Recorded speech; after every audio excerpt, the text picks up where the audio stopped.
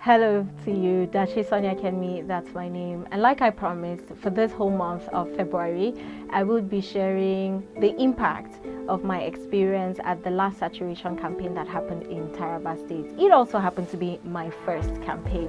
But before we get into that, I'd like to give you a little background story of why this is as important to me as it is.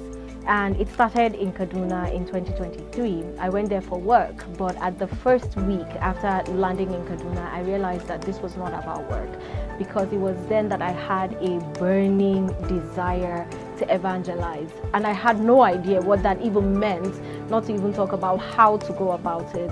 But I would see communities, I'll go to communities, I'll see people, and I just felt the desire to talk to them. I remember speaking to a friend of mine, and we'll just pray, because at that time that was all I knew to do. So I'll just pray over the community and move to the next community.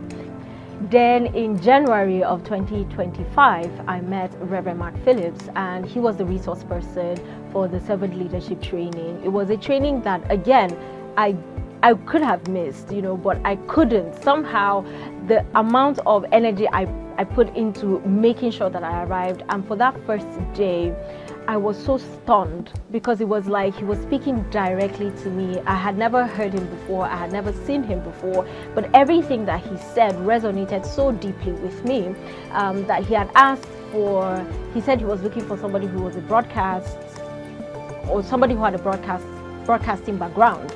And there and then during the meeting, I raised up my hand and I said, oh, I have a broadcasting background and I'm exactly what you're looking for. And usually at that time, I did not want to use my broadcasting license or my certificate, not my license, my certificate anymore. I was done with broadcasting. I had left broadcasting, which was one of the reasons why I went to Kaduna, because it was my way of saying I am no longer doing broadcasting. Here I was telling him that I had a background in broadcasting and I was what he was looking for. And he said, okay, so prove it. So he gave me the opportunity to prove it. I started work officially. My official letter is March 2025. And the saturation campaign happened in that same March 2025. So here I was in Kaduna a year ago, right? Where I had this burning to evangelize, but I didn't know what to do. I didn't know how to do it. And then the next year, I am with Mark Phillips, who happened to be the director of the Evangelical Missionary Society, which is the EMS. And it is the EMS of ECWA that deals primarily with evangelism, missionaries, and all of that. So being thrown into this, I wanted to know what was the EMS and how exactly do I fit in this new place that I'm in. And then I discovered about 3 people. I did not know the story of how ECWA became ECWA. And if you're like me and you don't know the story, it started with 3 young, and I want to emphasize the fact that they were young. The oldest of them was 25 years old. 3 young men who decided that they wanted to share the gospel of our Lord Jesus Christ, and they were going to a place where it was uncharted territory. In fact, it was called the white man's grave. So imagine the level of boldness, the level of courage, and the level of love that these young men had for the Father, that they were willing to enter into that uncharted territory that was tagged the white man's grave to come and spread the gospel. And I'm talking about Walter Gowans, Thomas Kent, and Roland Bingham. 2 of them would not make it out on that first expedition. One of them would leave and come back, a while later. And that's how, if you are a Christian in the Middle Belt, you are a result of the activity of these 3 young men who decided that comfort was not enough for them. They decided that God was more important than anything else.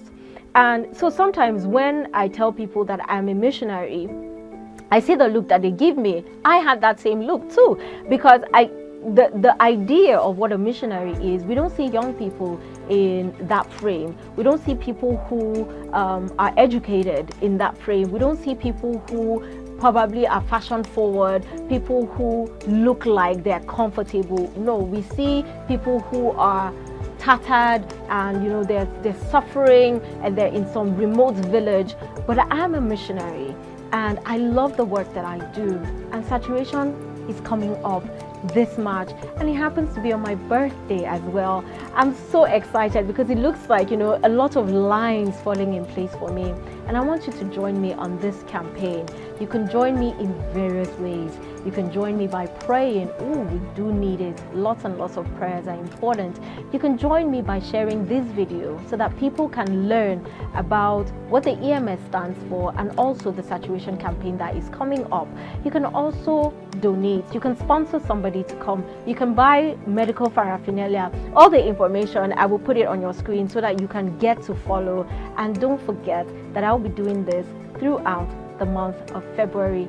There's so much that we would unpack from the last saturation to give you an understanding of why it's important for you to join in the next campaign. See you in the next video.